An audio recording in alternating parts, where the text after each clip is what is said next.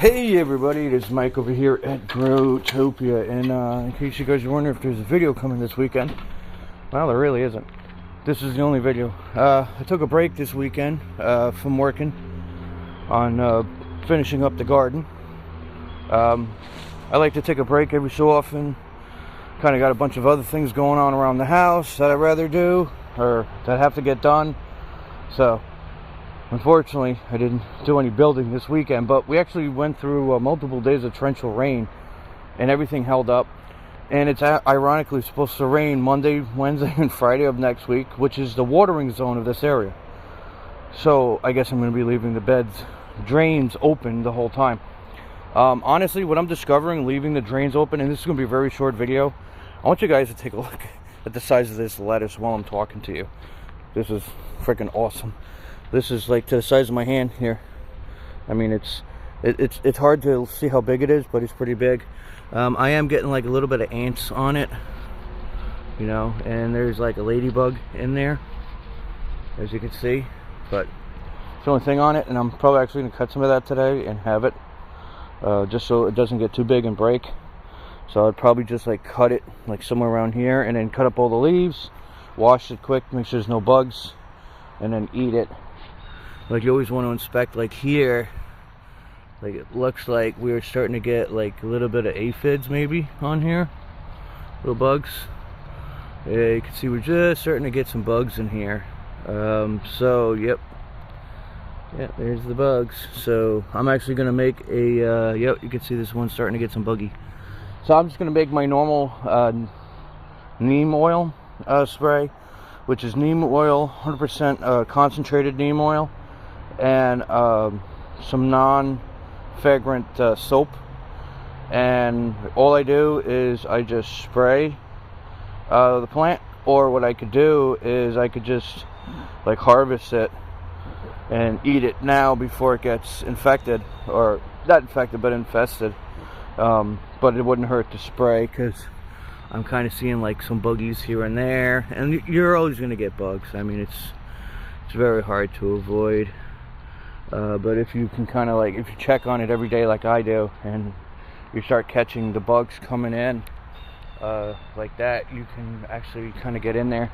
If you don't know how to make the spray, check it out on my YouTube channel or comment below, and I could show you that. I might just do it in another little short clip. But anyway, so I figured out with all of the drains open that the beds drain very nicely.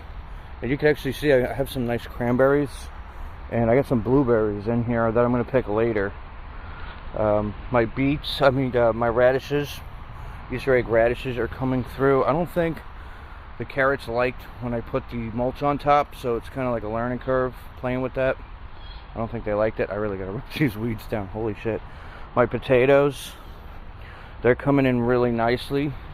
These peppers really haven't started producing, but I have a mushroom, which is wild. So I definitely want to pick this out, because I really don't want this growing in here. So I'm just going to kind of scoop down below it like such, so I can get up and under the mushroom. And basically the reason why this mushroom is growing in here is virtually because of the composite material that's in here, and we've had so much rain and shit that it's causing stuff like this to grow. So I'm just going to toss it off to the side.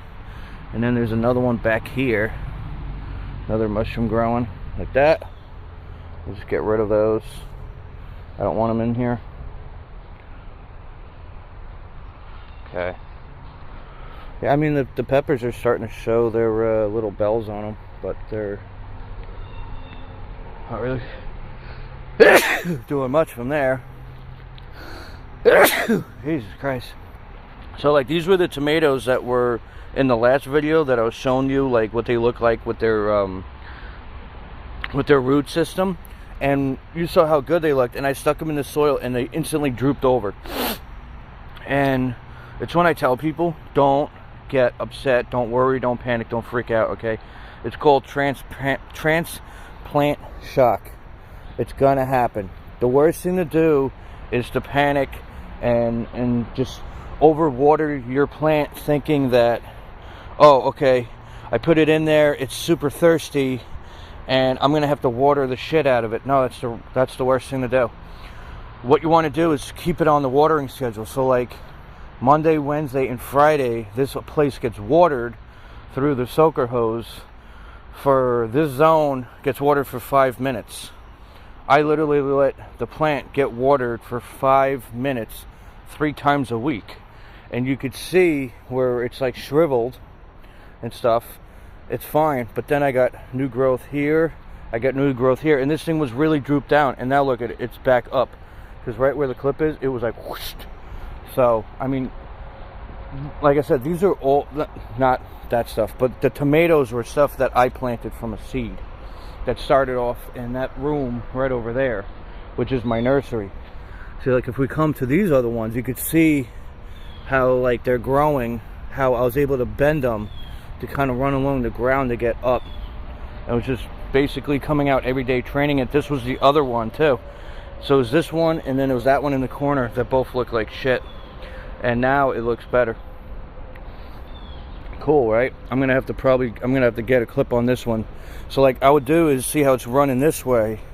I would now take this plant here and literally pinch it the way I have it, and then stick it like that onto here, so that now I could start training the plant to go that way. Because you could do that with tomatoes as long as you're keeping up with them every single day like I am. You know, that's how, like here, as you can see, I had it came out, and I trained it to come this way and bend up and into here. You can see the amount of clipping on here to bend it to get up here to up here. And then it was cool, it kind of like just forked off naturally on here, and it actually just gave itself its like nice little like way of staying in there. So it's pretty cool on how you can, you know, really train your dragon, right? And train your tomatoes, you know. And for the vine guys, you know, they're very, you know, people think like, oh well, the viney tomatoes are very weak. They're not. They're actually really strong, sturdy stems that are on these. They're very hard, very sturdy stems. I like the vining tomatoes better because they do grow a lot bigger, and you could play with them, versus like the bush tomato that only grows to a certain height. You know, a lot of people are saying, oh, you got to cut your suckers off and shit, you're not going to get any tomatoes. That's not true at all. I've been growing tomatoes longer than you people who cut your suckers off have. So I don't trim anything on my tomatoes unless it's during the planting stage. After that, I leave them alone. And these tomatoes are only getting the fertilizer that came with the soil itself. The soil came with fertilizer in it, so that's the only thing it has. What that fertilizer is, I have no clue. I'm not even fertilizing anything this year until next year, because it's already getting it from the soil and the nutrients. I don't want to make the video long, but here, look, I'll show you. So I don't have my stand, of course. I'm just out here holding the phone. But show you with the... And I also bought myself a microphone. I still didn't bring that, didn't grab that outside either. So what I'll do is I take my clip with the I don't know if you guys can see this, but let's see. I take my clip with the V-shaped, the here, blah, blah, blah, blah, blah, blah, with the V point in. So the V point is literally for if you have a string, the string would go in the crack right here, and then when you squeeze it, it tightens it. Well, we don't have a string. So what you're going to do is you want to scoop up your plant like I did. See, I did that like one-handed. I'll show you that again. So what I'm doing is, you could do it either way. You could do it from the bar, but because I'm doing this one-handed, I'm going to do it from the plant side. So I got my clip in my hand, and I'm going to just scoop up what I want, and I'm just going to clip it like that. See how I clipped it? Now, of course, I got more of the leaf section than I do of the stem, and it's not going to stay on here tight. But what's doing is putting it in that position. Now, it looks kind of shitty right here. You're like, well, that doesn't look good. Don't worry. You're going to see in the next video that this thing will literally like turn like that. It's going to angle up to the sky. So now it's going to come up like it did, up against there, come up through here, turn, and then it's going to, because it's sitting like this, then it's going to go like that up to the sky. And now it will run straight, and then if I put more racks over here, more cages, then I can literally attach it to that cage pole in the back, and it's going to run that way. And then like this one here will run straight. And then like these little offshoots here, once they get some length on them, I could literally train this one to come this way, train that one to go that way. It's really not hard. It's very entertaining. Like here, you can see how like it came up, and then I got it onto the pole here, and I could put another clip here because there's an arm right here that I know that it would stick onto, and it'd give it less stress. So what I'm talking about is, if you see the offshoot on it, that offshoot's going to come in handy. See, now if I cut that off, I'm going to lose what I need to use that for. So now I could put it in, like I said, with one hand I'm going to slide in, I clip it.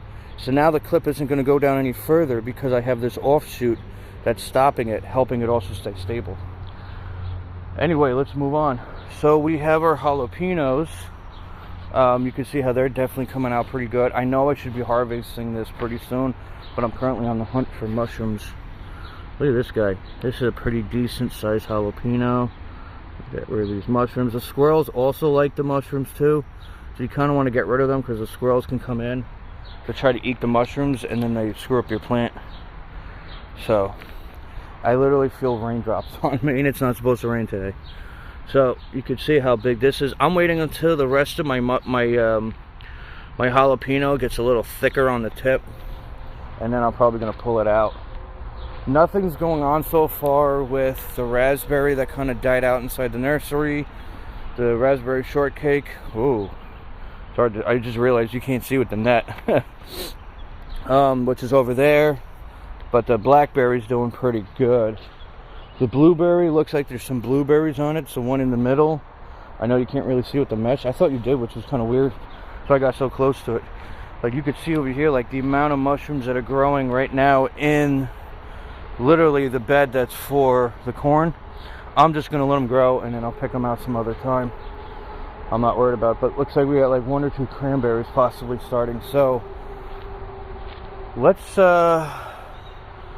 make some neem oil. And then when you make the neem oil spray and soap with the lettuce, when you spray it, then you're gonna have to wash your plants afterwards, but you want to spray it on your plants and on the ground, so it's going to stop that constant infestation of the aphids. And then because we have a bed, even though it's not super close, it's enough for them to jump. We want to take a look at our asparagus and see if our asparagus has any neem oil on it. I mean, any aphids on it, just in case they're trying to jump over. So let's go make some. Alright guys, I'm doing the combination. I got myself a little microphone, so hopefully I sound great coming through. And you're on my tripod stand. So we are in the kitchen right now, and this is, I want you to get your pens and papers out, because this is a recipe that you want to write down. How to make the best neem oil spray. The first thing you're going to have to start off with is buying neem oil bliss. This you want to buy. You could buy it from Amazon, is where I get it. It runs for about, I'm going to say, I think it's about $30 or 30 to 50 bucks. I can't remember offhand. The links in the description will be below. I think this runs for like about 35 bucks or so. You don't use a lot of it. A lot of it goes a long way. I have the same bottle, and it says best before first quarter of 2027.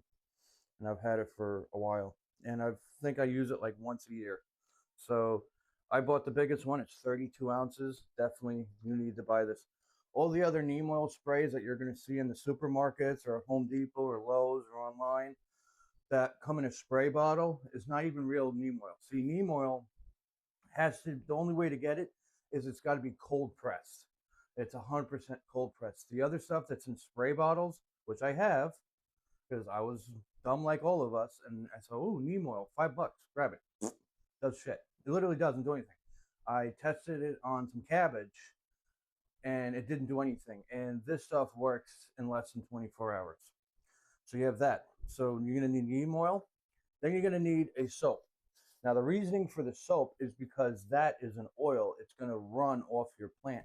The soap, in combination with this and water, you're going to need 3 ingredients. Neem oil, soap, and water. Okay? If I'm talking too fast, you can always hit pause. The next thing you want is soap. I like using this soap because there's absolutely zero fragrances on here. There's zero dyes, and there's no preservatives. And when I bought this, it was a little clearer, and it's kind of turning a little translucent, I think. Also, keep all this stuff out of the sunlight as well. Unfortunately, a lot of this stuff this past year is like 100 degrees in the dining room where all this stuff sits. So this stuff sat in a 120-degree room. So hopefully it's not screwed up. I think it's better if you keep it in a cool place, I think is what it says. It says store at room temperature, keep out of direct sunlight and away from moisture. These things might actually have to go into my nursery because that dining room is not the greatest. Anyway, so you got the soap, we got the neem oil. Now you're like, well, what's the ingredient? What's the mixture? Well, the next thing you would want to get, and you don't have to get it, but I'm going to tell you this is going to make your life a lot easier, is getting yourself a backpack, getting yourself a sprayer. It doesn't have to be a backpack. This one I like because it has, if I don't hit my ceiling fan, this one has a nice holder on it. So I could have it like this on my neck, and I have a nice sprayer, and I could do this. Now, when it's heavy, like it will be once it's loaded, I could have it on the ground like such, and I still have plenty. Did you not fall over? Stay. I have plenty of hose to go and do what I want, and it comes with this. It comes with a charger cable. It's a rechargeable battery. You could see when you press it, there's nothing in it, so I think it just sprayed some water on my ass. And on the side of it has a little flap. You flip the flap open, and it takes a Type-C USB. So if you have an Android, same thing. Doesn't matter what you're using. Even if it's hooked up to your car, you got a Type-C connector, plug it in. It'll tell you when it's charged with a little battery symbol, and that's it. So let's get to making our mixture. So first thing we're going to need some lightage. Okay. You just take your cap off. The first thing we're going to need is our neem oil. Now, what's cool is I wrote down my ingredients list on the side of it. So 2 gallons, you need for 2 gallons worth. So that's what this is 2 gallons. Now, if you're making 1 gallon, it's going to be half of what you're using. So let's do 1 gallon. So 1 gallon is going to be 2 tablespoons of neem oil and 2 tablespoons of soap. Fill the rest of the way with hot water. Because this is 2 gallons, we're going to do 4 tablespoons of neem oil and 4 teaspoons of soap, and then finish it off with hot water. So we'll grab our tablespoon.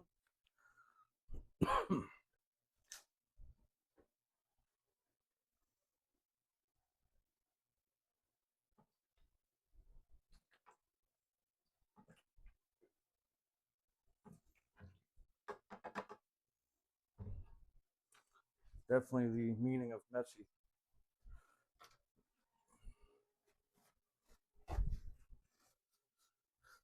I'm the meaning of messy. All right. Not choking because of that. It's just in and out with moldy stuff all morning. So now we're going to do 4 teaspoons of soap.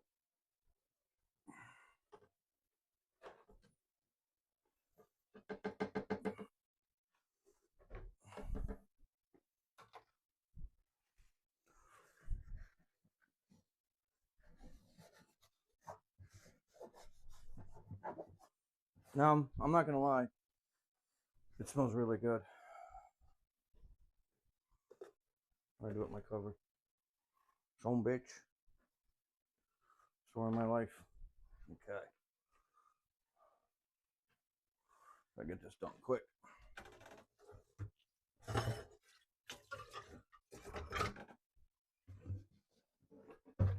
Really? Could you not be a pain in my ass? Come on, now you're stuck. Unreal.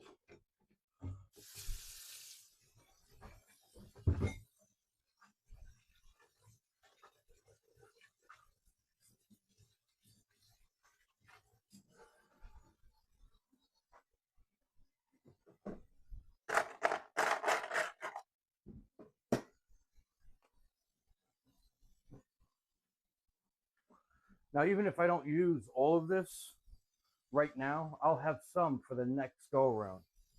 And I could add a little extra hot water if I want to, but not by much. You don't want to tweak any of this. I've been using 4 tablespoons of neem oil and 4 teaspoons of soap and topping it off the rest of it with hot water. And even after it has cooled down days later, I still used what was left in the container until the container was completely empty. And then I rinsed it out with hot water, so I started off with a fresh batch.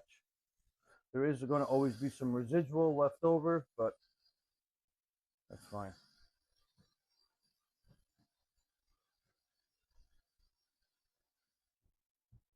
Cool.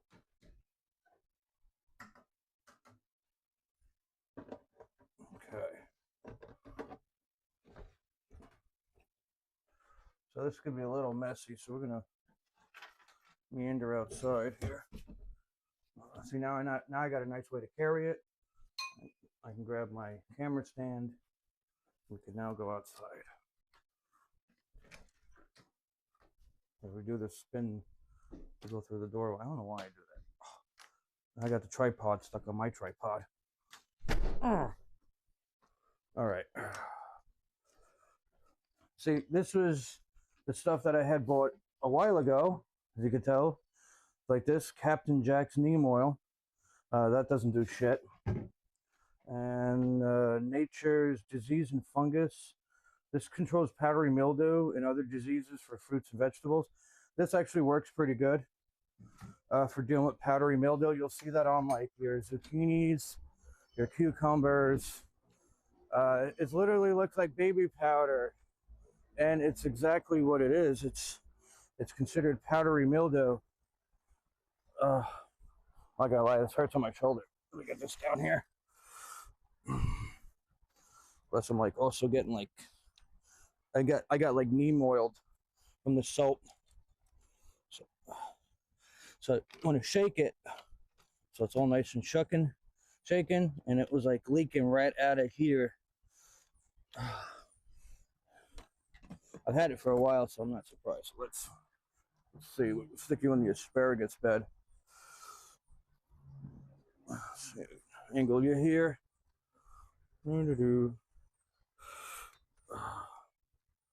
Rome wasn't built in a day. So I got to angle the camera. Normally I do this. I've been doing this before I start filming, but I'm trying to make this a short video. No, it doesn't look that way. Nothing's ever short, people. Unlike a lot of people on the internet that they make a 5-second video and they don't show you anything. I like to show you everything so you get the best information results out of it. So you don't want to do this where there's bees flying around, because you can kill your bumblebees. So luckily we don't have any bumblebees around, so we could just literally start spraying it. And what you want to do is you want to get up in there into the plant.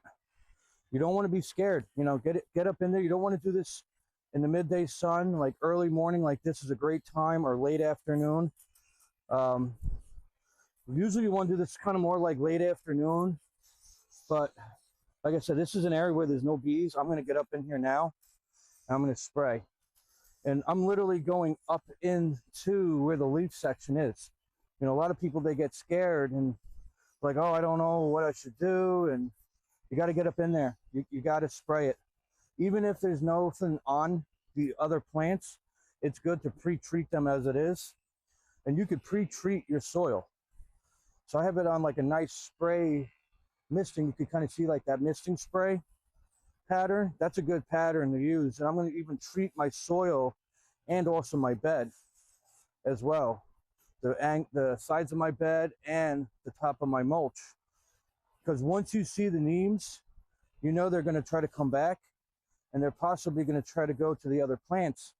Now you're probably wondering, like, well, is this like a humane thing to do with the neem, for the aphids? No. If you're looking for humane, this is not humane. So what this does is it basically kind of traps them in their little spot, and it kills them. So if you're looking for a one and done situation and you're not a bug lover, then this is the way to go. If you're a bug lover, then you should have really like shut the video off a while ago, because we're here killing neems killing aphids.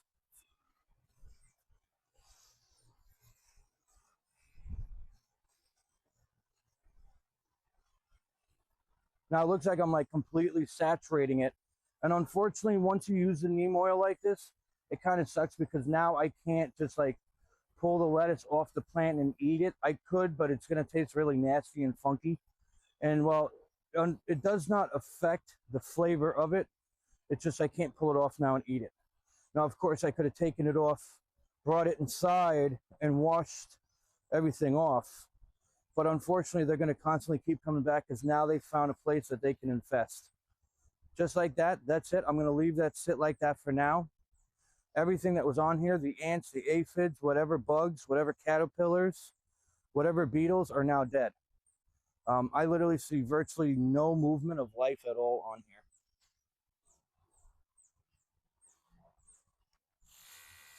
I think there was a spider in here at one point.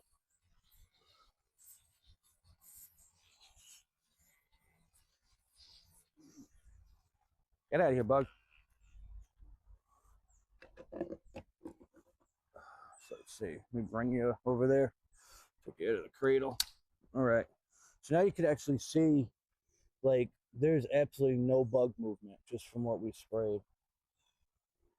Well, there's one bug that's kind of sort of trying to run away.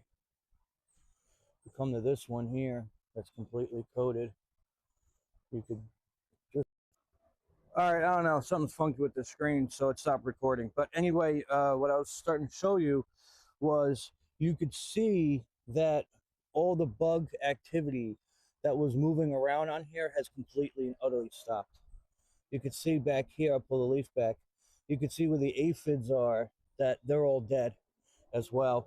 Now, of course, you know, unfortunately, like I said, I can't just pull the plants off anymore and have that fresh bite out of the garden. But now what it does is it actually stops the bugs from eating my plants.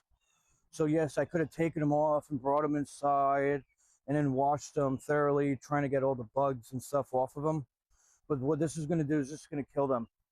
And then what's going to happen is after several rainstorms, it will diminish the stuff on there. If you do try to take a bite of it, it's going to taste extremely funky. I'm not going to do another treatment on this. I'll chuck it tomorrow. Tomorrow's going to be raining. So that's why I want to do it today before it rains tomorrow. Other than you got to treat it ASAP. And I have plenty now if I need it again at any point in time. So I treated the whole bed. I sprayed the whole bed. I sprayed the mulch. I sprayed the plants. And what I could do too is I could always cut it down low on the lettuces. And as long as they don't come back, then I'd be able to eat the new cut section. So like right now, this section here has the stuff on it. I would have to clean it before I eat it. But if I cut it low at the bottom of each one, and then it starts like a new growth on it that's non-treated with neem oil, this fucking bug is like really pissing me off. You're gonna get deported to the garbage pail, to the ground. Then it'll have new growth on it going up, and then I can eat it out of my garden. Anyway, guys, I hope you guys got something out of it. Like, subscribe, share it with your friends and family. I hope you guys followed that neem oil tip. That's the best way to do it. Don't do the bottles. Don't do any of the other crap out there. I've been doing neem oil like that for years, and so has other people that have professional gardens and have professional success like I do. Follow the right way. Don't take the cheap way out, because you're not going to get the best results from it, and you're just going to end up spending more money than you need to. And like I said, you buy this and it'll last forever. So anyway, guys, that's it. It's Mike from Growtopia. Like, subscribe, share it with your friends and family. Get out there and grow something. This is Mike.